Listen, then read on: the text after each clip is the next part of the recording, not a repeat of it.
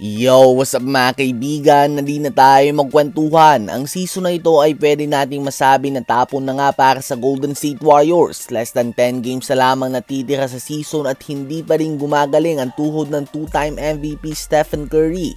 Out na sa season si Jimmy Butler at Moses Moody. Si Quinton Post ay na-injury din kahapon at hindi pa makatodo ng laro ng mahabang minuto si Kristaps Porzingis. Wala na din ang pag-asa ang team na ito na makapasok pa sa top 6 ng West ngayong season at stuck na sila sa play-in tournament kahit na manalo man sila sa lahat ng natitira nilang games. Kaya naman dahil dito, ang focus nga ng Warriors ngayon ay nakatuon na para sa susunod na season kung saan inaasahan na gagawa sila ng malaking galaw. At isa nga sa mga inaasahan dito ay ang paghikayat nila kay LeBron James sa lumipat sa kanilang team. Nais nga nilang makuha ang 4-time MVP at agresibo nila itong hahabulin ngayong offseason ayon sa ESPN. Andun nga ang tsansa na makuha si LeBron sa mas mababang halaga ngayong offseason dahil free agent na siya. Subalit nakadepende pa din nga ang lahat sa tindi ng playoff run na magagawa ng Lakers ngayon. Kung umabot nga sila sa finals o magkampiyon, ay andun nga ang posibilidad na pumirma pa din si LeBron ng panibagong kontrata sa team na ito. Habang kung mapapaaga naman ang exit nila ay andun din nga ang posibilidad na lumipat siya ng team. At sa ngayon ay nababanggit pa lamang ay ang Golden State Warriors at ang Cleveland Cavaliers. Subalit kung hindi naman available si LeBron ay ililipat nga nila ang kanilang focus kay Kawhi Leonard ng Clippers. Si Kawhi Leonard na nagkakaroon ng kanyang best regular season performance averaging 28.2 points and 6.4 rebounds per game on more than 50% shooting sa field ngayong season.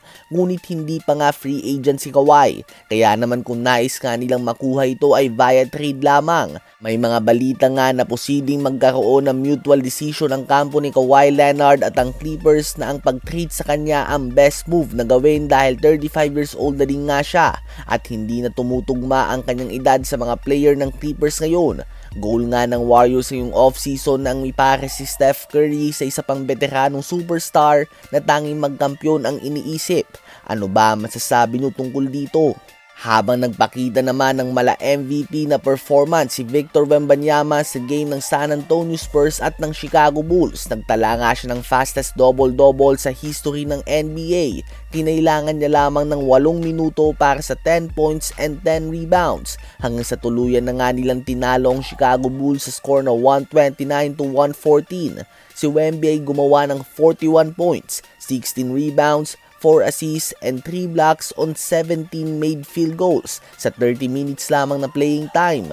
21 points, 8 rebounds and 10 assists din si Stephen Castle, 15 points si Keldon Johnson, 13.6 rebounds si Dylan Harper at 13 points, 8 rebounds naman si Julian Champagnie.